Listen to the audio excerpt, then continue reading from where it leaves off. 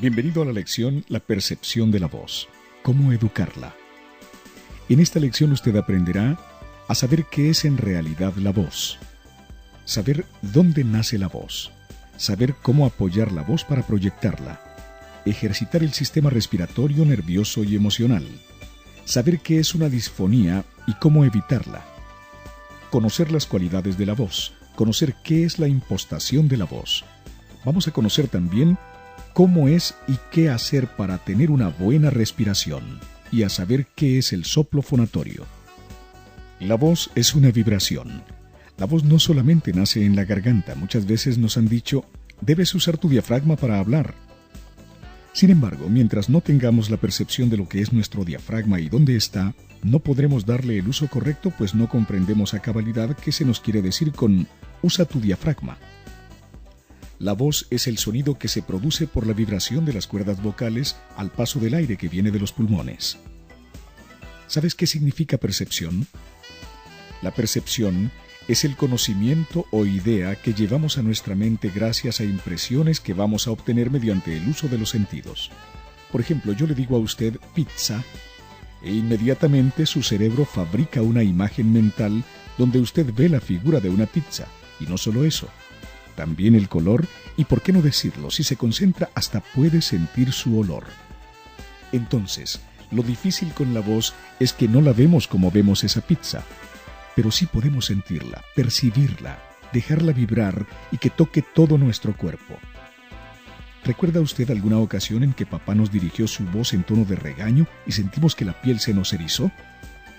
Eso es percepción.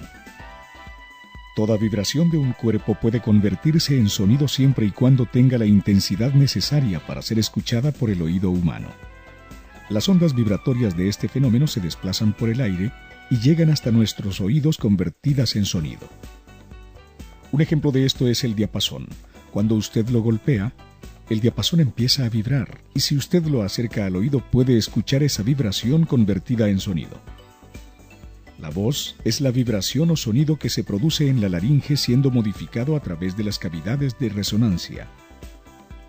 La voz es un acto voluntario, en el que intervienen para su producción y control multitud de factores como lo son el sistema nervioso central, la audición, el estado general y lógicamente los propios órganos fonadores. Si hay tensión, la voz puede oírse disonante. Si persiste esa tensión puede darse paso a una patología. ¿Qué es una patología de la voz? Por patología de la voz entendemos la perturbación de esta en una o más de sus cualidades, y dicha perturbación recibe un nombre, disfonía.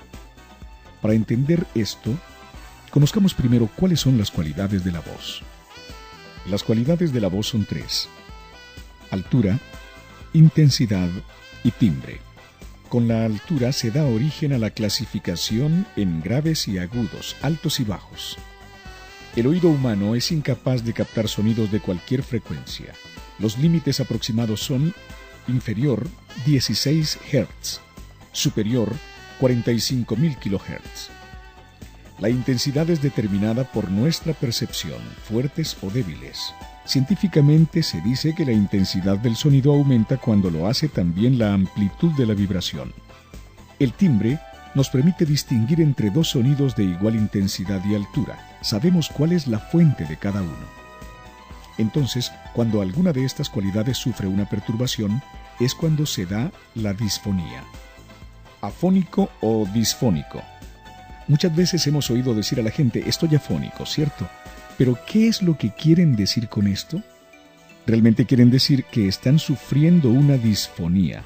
Entonces, lo correcto sería decir, estoy disfónico, pues la palabra afónico significa sin sonido, en este caso, sin voz, ya que es una palabra compuesta, afónico.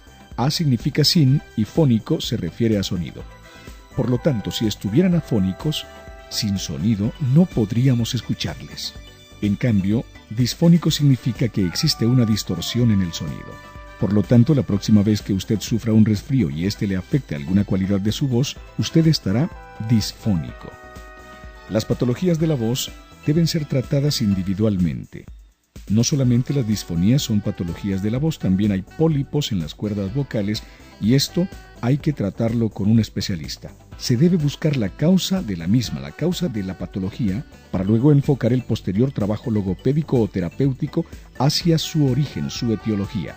En este apartado se pretende señalar las bases de la reeducación de la voz para poder mejorar la cualidad de esta. Pero debe saberse que la respuesta a un problema específico debe estudiarse individualmente por un especialista. ¿Pero qué es el soplo fonatorio? En la respiración vital o vegetativa distinguimos fundamentalmente dos fases, la inspiración y la expiración. Con ellas nos mantenemos vivos.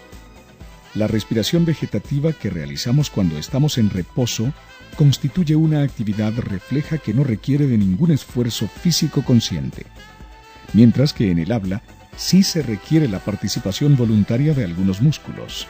La respiración es un elemento de gran importancia en la emisión de la voz. De ella dependen en gran parte la calidad de la voz y la salud vocal tanto en el habla como en el canto. Los maestros de canto del pasado lo expresaban diciendo: «Chi saben respirare, saben cantare». Entonces, el soplo fonatorio es el trabajo muscular voluntario que se ejecuta para emitir una voz melodiosa y llena de cadencia. El soplo fonatorio es toda aquella inflexión hecha para dosificar tanto el aire como la fuerza con la que sacamos ese aire para lograr encantar con la voz. Vamos ahora a conocer la diferencia entre la respiración vital y el soplo fonatorio. En este apartado se hace referencia a los ejercicios de respiración costodiafragmática. Debe normalizarse la frecuencia respiratoria, la intensidad y la duración de las respiraciones.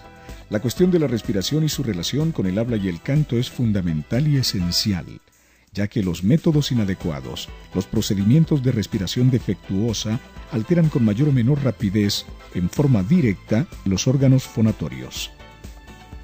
Pero debemos distinguir la respiración vital del soplo fonatorio. La respiración vital conlleva como fin manejar grandes cantidades de aire y el ensanchamiento torácico. En cambio, la pedagogía del soplo fonatorio no se ocupa tanto de los grandes volúmenes de aire y se ocupa más bien de cómo dominar, precisar y flexibilizar los movimientos respiratorios para poder alcanzar la impostación de la voz, tema que tocaremos más adelante. En la próxima lección estudiaremos la historia de la locución. También estudiaremos los tipos de voz existentes. Hablaremos también de la educación de la voz ante el micrófono, cómo hablar ante un público físico y cómo hablar ante un público imaginario.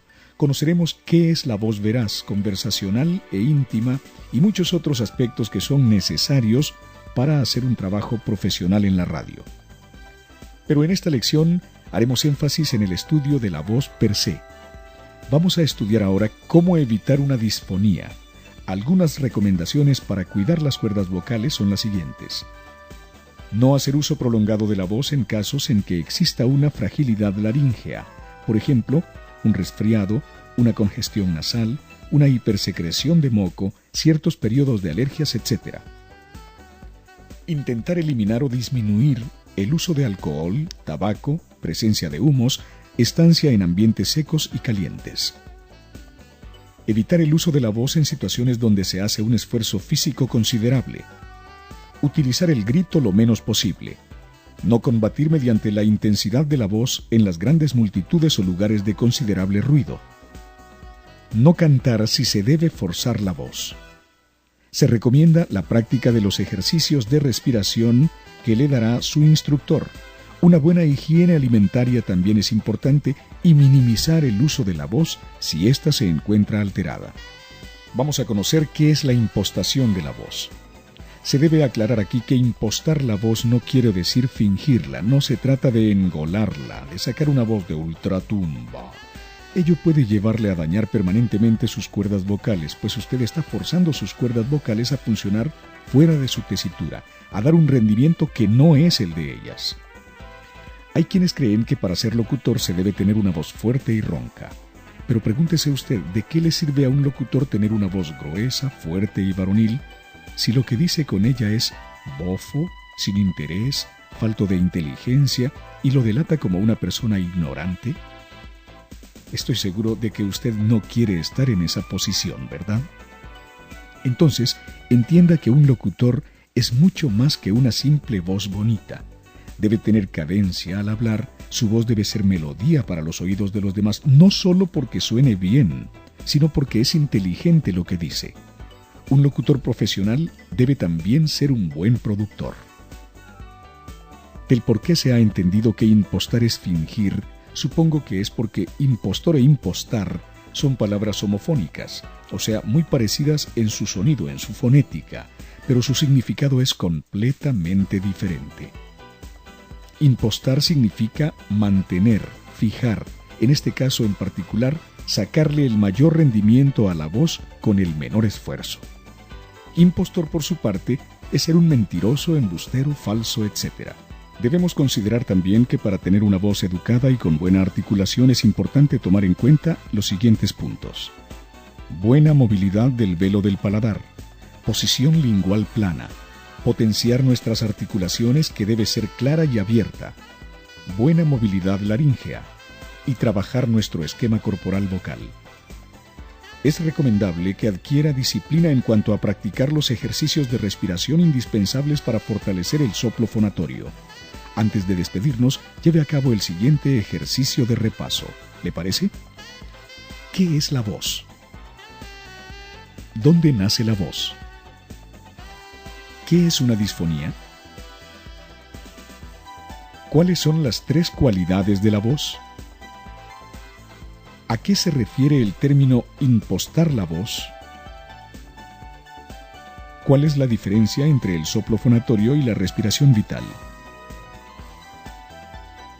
Espero que sepa responder bien estas 6 preguntas relacionadas con el tema de esta charla.